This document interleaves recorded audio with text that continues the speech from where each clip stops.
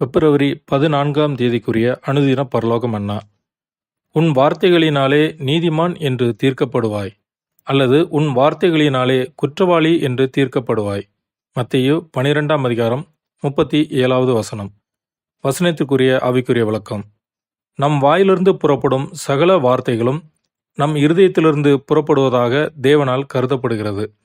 நம்முடைய வார்த்தைகள் கலகத்திற்கு உரியதாகவோ அல்லது துரோகமானதாகவோ அல்லது அற்பமானதாகவோ அல்லது அன்பில்லாததாகவோ நன்றி இல்லாததாகவோ பரிசுத்தமில்லாமல் அசுத்தமாக இருக்குமேயானால், இருதயத்தின் நிறைவால் வாய் பேசும் என்ற வசனத்தின் மூலமாக நம் இருதயத்தின் மூலமாக நியாயம் தீர்க்கப்படுவோம்.